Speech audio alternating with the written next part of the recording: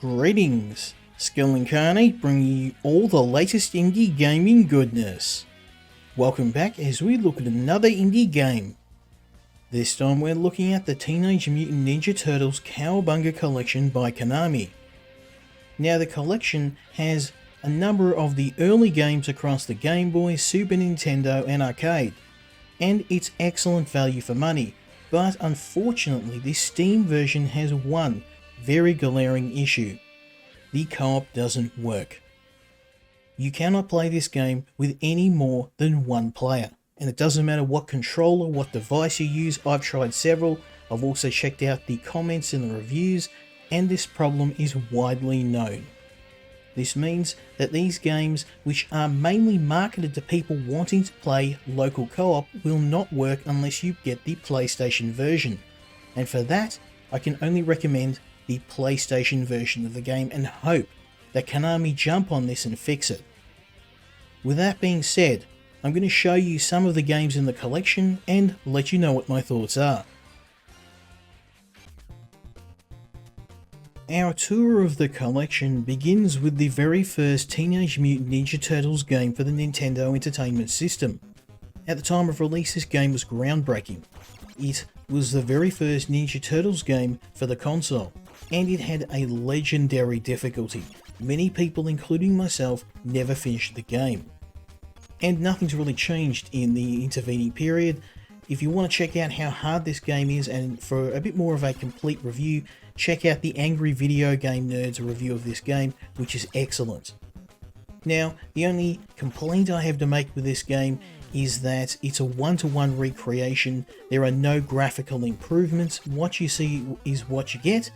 And, if you're playing in this mode, I'm playing in the full screen mode.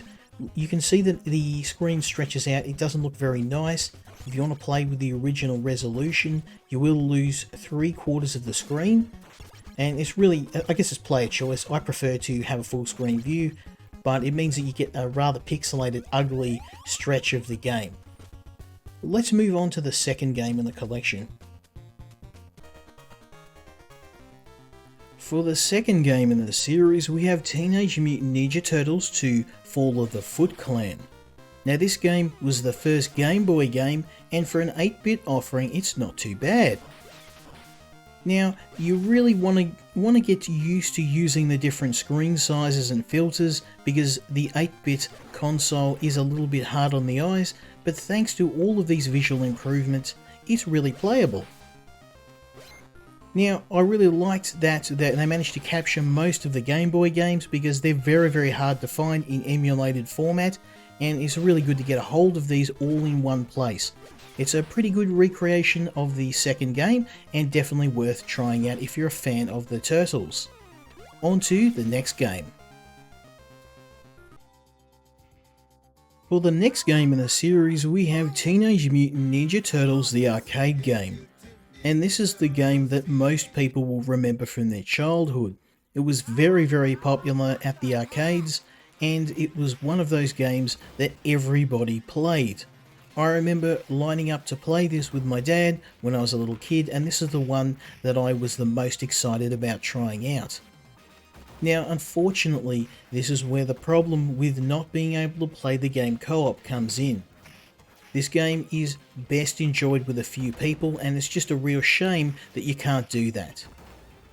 The game has it all. Really nice graphics, really sharp controls. Obviously, I'm a little bit out of practice, but this is definitely the quintessential Ninja Turtles game, and one that I highly recommend everybody play. In fact, if you're a new player, this is probably a better one to pick up than the first Turtles game, because it's a bit more accessible, a bit easier, and visually far nicer.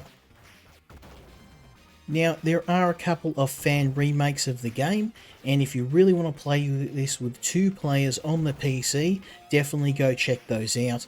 But apart from the issue with multiplayer, this is a pretty faithful recreation of the original arcade game. So if you don't mind playing it one player, then go and check this one out. Otherwise, check out the fan remakes of the game. There's several, and they're really good, and they're all co-op. Let's move on to the next game.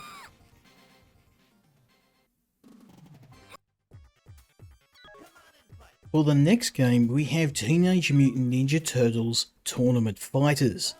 Now this game seeks to capitalise on the Mortal Kombat craze with a one-on-one fighting game featuring the Ninja Turtles. And for the large part, apart from the unfair AI, it was pretty good. The game had nice controls, decent graphics, it was great with 2 players. Unfortunately, playing against the computers in the single player campaign, you're going to get straight wrecked most of the time. They tend to never miss, and they also love spamming those special attacks, which I have trouble pulling off. Now this is the perfect example of a game that would best be enjoyed with a friend. It's a shame, I really wanted to show Mr. Bobbles this one, had some fond memories of the game, but unfortunately it's one player only, which does, it does lose a bit of the appeal of the game. As you can see, you're going to want to be very good at this game to stand a chance. But we're going to move on to the next game. For the last game in the series, we have Teenage Mutant Ninja Turtles, the Hyperstone Heist. Now, many people will remember this game as the sequel to the arcade series that came out and was ported to the home console. They took everything we loved about Ninja Turtles the arcade game, they scaled it down so you could play it at home with your friends, and it's still one of the best Turtles games for the console. Now, I have many fond memories of playing this with my friends, and I really wanted to check this out and play it with Mr. Bobbles so he can enjoy the game too. But the absence of co-op makes that impossible, so unfortunately for the series, and I really have to tell you to check this out on PlayStation. The local co-op does work on the PlayStation, and it's really the main reason why a lot of people want to check this game out. The reviews, the comments are all the same, and it's just a shame that the developers haven't managed to find a fix for it. But if they see this video and they do implement a fix, I will let you guys know straight away. But until then, check out the console version of the collection. It really is best enjoyed with a few people, and I do recommend checking out the PlayStation version. Hopefully you enjoyed this video, and hopefully you'll join me next time when we look at another indie game. Until then, Skill Incarnate, out.